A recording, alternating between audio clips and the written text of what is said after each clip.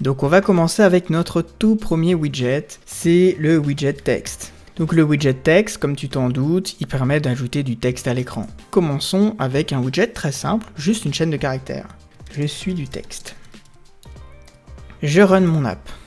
Maintenant ce texte, je suis du texte, tu peux voir que tu es obligé de lui fournir du texte, qui est logique. Si je laisse vide, ça me met une erreur. One positional argument expected, but zero found. Donc là, ça fait un petit rappel avec les fonctions. Rappelle-toi, là on attend un argument positionné. Alors, ce qui se cache derrière le texte, c'est une classe. Mais il y a un système assez proche des fonctions. Je rentre pas dans le détail. Mais comme tu vois là, ça nous rappelle énormément ce qu'on a vu sur les fonctions avec les arguments positionnés, les arguments optionnels. Donc là, on a un argument positionné qui est « je suis du texte », qui est donc positionné et obligatoire. En fait, si tu fais commande-clic sur texte, donc sans rentrer dans le détail de tout ça, tu peux rapidement voir que du coup, le widget texte va attendre un certain nombre de choses. Le texte qu'on lui fournit, c'est le this.data. Comme tu peux le voir, c'est comme un argument positionné, parce que là, on a des parenthèses, comme une fonction donc, qui est ouverte, avec le premier argument attendu, et ici nos fameuses accolades. Donc là, on a toute une série de paramètres qui vont s'appliquer à notre texte. Donc, je vais te présenter les widgets, mais je ne vais pas t'énumérer tous les paramètres, ce serait beaucoup trop long et fastidieux.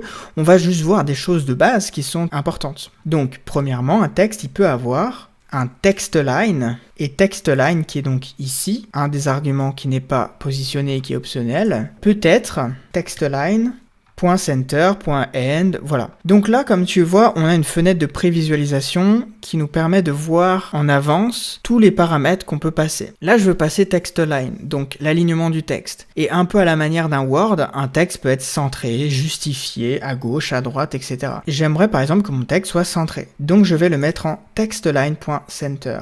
Donc je fais commande S pour rafraîchir. Et là, rien ne se passe. Pourquoi rien ne se passe? Parce qu'en fait, automatiquement, le texte va prendre la largeur de la chaîne de caractères qu'il y a ici. Et c'est là qu'on va voir un deuxième widget fondamental de base, c'est le widget conteneur. Donc je vais mettre mon widget texte dans un widget conteneur, pour que tu puisses bien t'en rendre compte. Donc là, je vais double-cliquer sur texte, je vais faire Option entrée ou Alt entrée, et là, je vais venir choisir Wrap with Container. Maintenant, je run, et il ne se passe rien non plus. Donc un conteneur, on peut lui mettre une couleur. C'est assez proche des arguments qui sont nommés pour les fonctions. On va d'abord nommer l'argument, on va faire 2 points et on va lui passer la valeur. Donc là, je vais lui passer par exemple colors, allez, .red. C'est que pour l'exemple.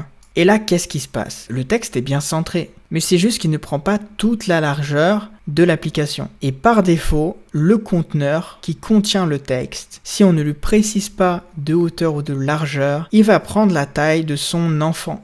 Enfin, ça c'est dans le cas présent, car le conteneur va d'abord aller voir si son parent a une taille, et essayer de s'adapter à celle-là. Puis il va aller voir aussi du côté de son enfant, et il adaptera ses dimensions. Un exemple, si là je mettais un autre conteneur, et que je lui mettais colors.yellow, et que je lui précisais une largeur. Pour ça, tu vois, à chaque fois, c'est encore des arguments nommés optionnels. Donc là, le conteneur, je vais lui spécifier qu'il fait 400 de large et 400 de haut. Maintenant que je lui ai spécifié hauteur et largeur, le conteneur ne s'adapte plus à son enfant. Je vais juste mettre du vert pour que ça pète un peu moins aux yeux. Donc, si on revient sur notre widget texte, on se rend compte que là, on a fait le text line. Tu vois, si là je change à left, il est aligné sur la gauche. Right, sur la droite.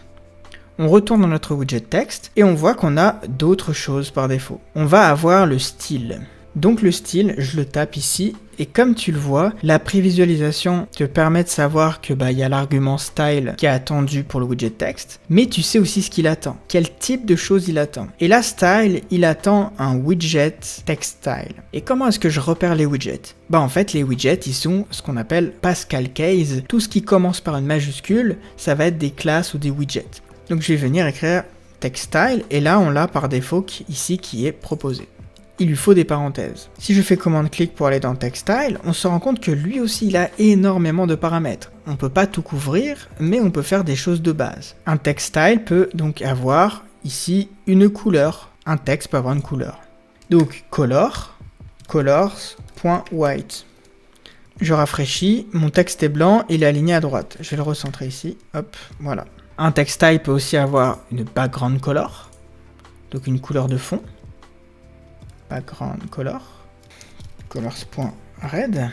Oups, j'ai pas mis de point ici. Comme pour les paramètres de fonction, il faut les séparer par des virgules ici. Et là, tu vois, seul mon texte ici est en rouge, et il se dissocie du conteneur qui, lui, est en vert. Après, on a plein de choses. On peut spécifier donc la font size, et mettre, par exemple, je sais pas, 25, donc la taille de police. Voilà. La font weight, donc weight, c'est en gros l'épaisseur de police.